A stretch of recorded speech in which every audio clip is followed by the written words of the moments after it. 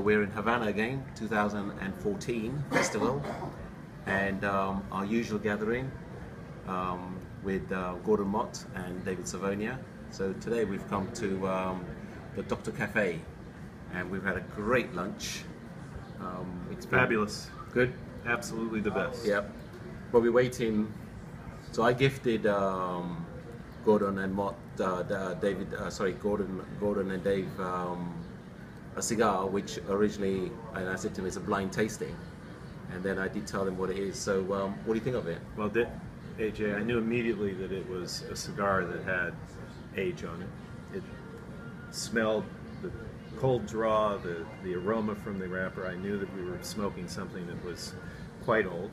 I wouldn't expect anything less from you. I'll put myself on a pedestal now. Lighting it up immediately was perfect balance, perfect draw. The performance of it was absolutely fantastic, and then it had this incredible range of flavors that ranged to me from some sweet earthiness to even, I said to you, there was almost a tropical fruit note to it that was just really special. Beautiful. It is. I mean, just to smoke it to understand the flavors is. And the year, I said, so I told them what it was after they lit it up, and it's the Partagas Lusitanias from a Cabo 50, 1991. Yep. And great year. What a fabulous year. Yeah. I've had a 92 before that was also a fantastic cigar. To me, this actually has a better balance than the 92 that I had. It's very smooth, it's delicious. In fact, I'm going to borrow your lighter here because this is just gone out. Just gone out. Yeah. Yeah. And Gordon gifted me the original Lusitanias, which was gifted out at the gala dinner last year, which he's had in his keep here. So I'm sorry, Gran Reserva, my apologies, the Partagas Gran Reserva. So I've lit the Gran Reserva up, and again, this cigar has completely changed compared to what we smoked at the gala dinner. I mean, I enjoyed mine tremendously, but this has picked up lots of flavour, it's very balanced, round smokes, but the intensity of the cigar has developed hugely. So the other thing is, we're smoking a 91 Lusitanias. Right. It'd be good to see, after 23 years, how the Gran Reserva develops. Well, and I agree with you 100% that when I smoked that cigar at the festival dinner last year, I felt like it didn't really have that Lusitania character. It has already begun to open up and have some of that depth and strength that Lusitanias have, and it's a beautiful cigar. And like you said, I think 20 years from now it's going to be even better. Oh, it's like, well, I think 20 years time we'll be still coming. I think so too. Yeah, still having our lunches. Absolutely. And we'll try it out then. Dave, how do you find your cigar? It's a marvelous cigar. I mean, and the cigar's nearly as old as I am. It's 23 years old. By a year or two. A year or two. Yeah. No, but it's 23 years old, but it has considerable power, amazing power left after all that time.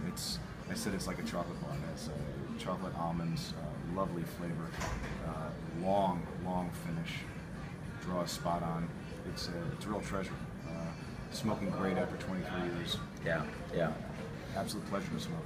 Well, I know how it's going to develop, and by the time these gentlemen do finish it, it's going to get so intense with flavor, but you just got to finish it because it's a cigar. You got to finish for as much as you can, and they develop as it goes through. Well, I just want to point out to you that I've taken your instructions to heart. I mean, my cigar actually has more length on it left than David's, so I've slowed down. Yes. I'm appreciating every last puff of it. Well, what kind of a dig is that? Yes.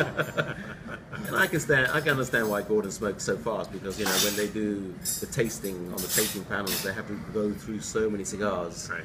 So you just get used to that speediness of smoking. You do. But when you smoke a vintage cigar, it's just slow down and enjoy. Well, and AJ, I can tell you that when I have cigars for my personal pleasure, I often think of you with exactly those words in mind. Smoke it slowly. Slowly, yeah, and you will enjoy it more. And obviously at this festival, what they've done is they've released, not released, but some of the places in Havana, well, now you can't find them, is the Partagas Gran Reservas. And as quite a lot of you've seen on my video blogs, it's great. And I don't know if you guys have seen my video blog, but the first box I opened up and did the video blog. So I have one of the rarest boxes. Why it's a rare box? So when you go back, have a look at the video blog. The H is missing on my box. And it's high polished and everything, but the H is missing. Oh dear. Whoops. They said to me, send the box back. I said, no way. Yeah, I said, no way. I'm keeping this. They need our copy editor, David. I'm the only one. Yes. Oh, that's great. Yeah. So I'd like to thank you. I want to thank you for that box. Oh no, this is not. Oh yeah, you can take the empty cardboard box. Well done. Well done. Well, thanks, gentlemen, for inviting me again Our pleasure. to our annual lunch meetings that we have. It's great. It's not meeting. It's just a get together. Yeah. A quiet afternoon, which is great.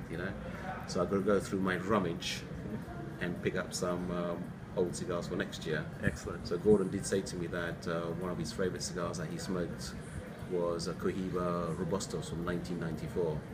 So later of this year, I will be opening up my cabinet of 25 of Cohiba Robustos from 89. So I'll make sure that I do put 3 aside for next February. And so you've got heads up on what we're going to smoke next year. I can't wait. Okay. Thank you so much for this. This is a real treat. Pleasure, guys. Salud. Yeah, salute. Signing off from Havana until later on. Thanks all for watching. Hasta luego.